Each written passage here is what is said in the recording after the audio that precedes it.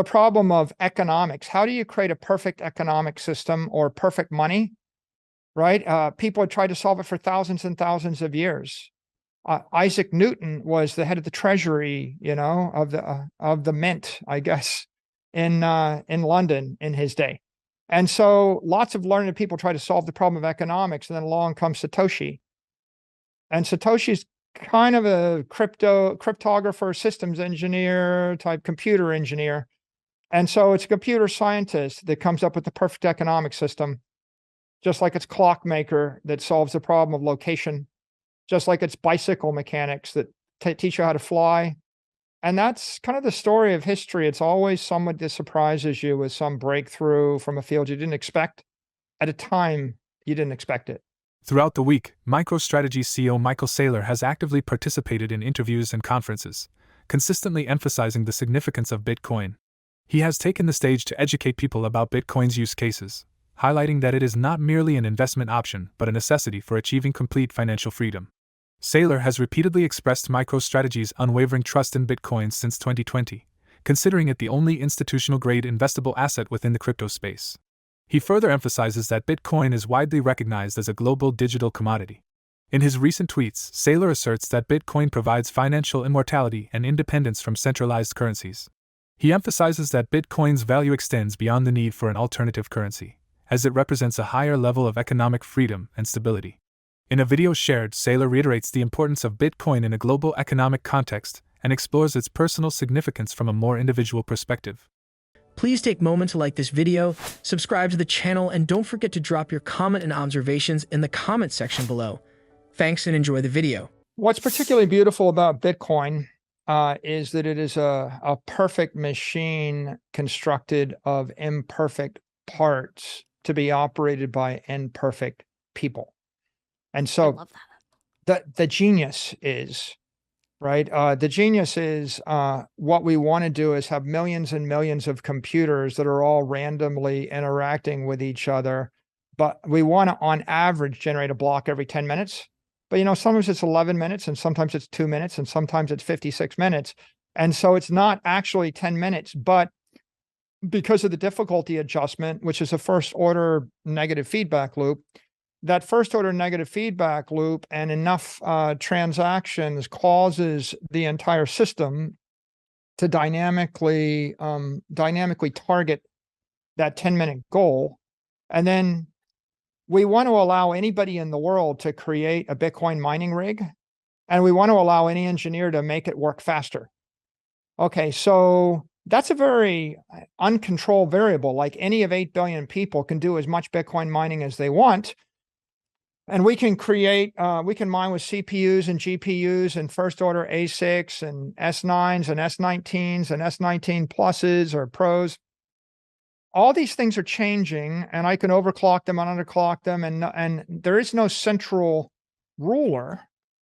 But at the end of the day, what I want is the sum total of all human effort to result in the system generating exactly the right amount of Bitcoin, in a issuance schedule over the course of hundreds of years. And that was achieved through all of these servo mechanisms, cybernetic feedback, if you will. And so that's interesting. And the fact that humans are greedy, and sometimes they're lazy, and sometimes they're greedy, Yes. and sometimes they're smart, and sometimes they're stupid and incompetent. And yet Bitcoin manages to function with all those types of people. And, even here's another interesting twist. Some people say it's really hard to hold your private keys, or what if you lose your private keys, or what if you lose the Bitcoin? But the way Bitcoin is constructed, if people lose their Bitcoin, the value of the Bitcoin of everybody else goes up. And so the competent benefit from the incompetent, you see. Exactly. And the network burden shifts from the lazy to the industrious, and the overall parameters keep adjusting so as to create the ultimate scarcity. And you know where that pops up, Randy, and other areas of engineering. In aerospace engineering, when we design an airplane, we want it to be stable. So we set the wings so that they're slightly pointed up. And if you roll the plane to one side, the lift on the side you roll toward increases and it pushes you back to the middle. And if you roll to the other side, the lift pushes you back. Now, that same dynamic takes place in ocean engineering when you design a hull of a ship, where if the ship if it tilts to the left or rolls to the left, it'll want to come back to, if it rolls to the right, it'll want to come back to center. Now, when it's designed that way, it's called stable. If you actually lift the center of gravity above the water line, like put it in the air, like the reason you don't have like wrecking balls hanging over your yacht is if you roll to the left, it'll just flip over and capsize. And so unstable ships tend to capsize and sink. Stable ships tend to not capsize.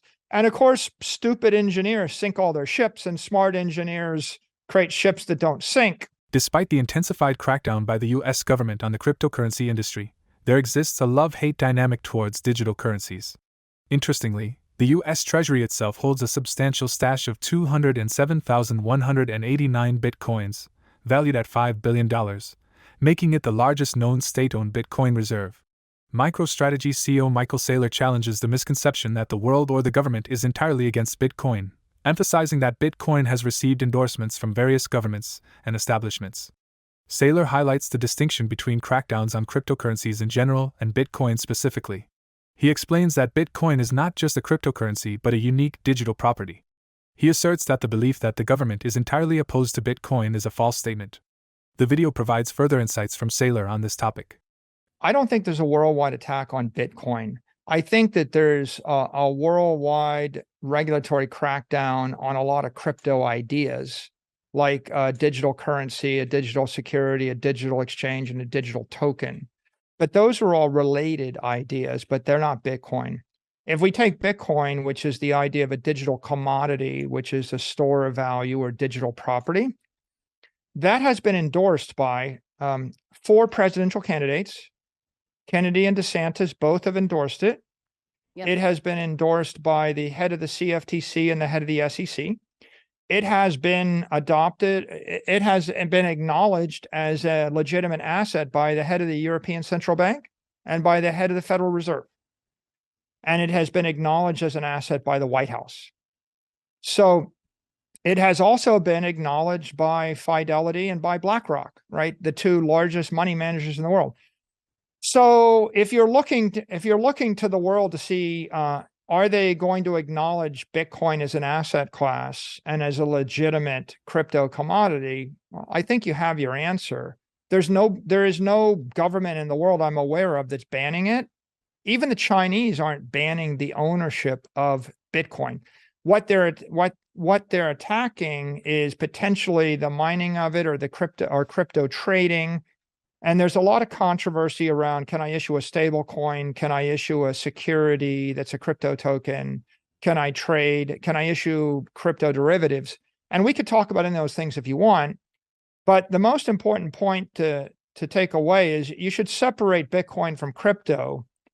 Crypto is about a dozen very progressive ideas, many of which are threatening to the establishment.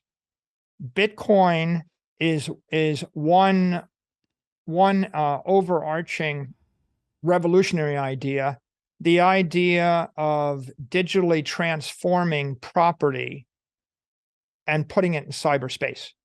The separation of property from earth, the idea that you could own $1 billion of property that's in cyberspace as opposed to $1 billion building. Right? Sometimes we call it the separation of money from state, but really, a more profound idea is Bitcoin is the first tangible digital property in the history of the human race. And if it was nothing more than that, that's worth hundreds of trillions of dollars. It's a big, big idea. And you don't need to change the currency or change any other law.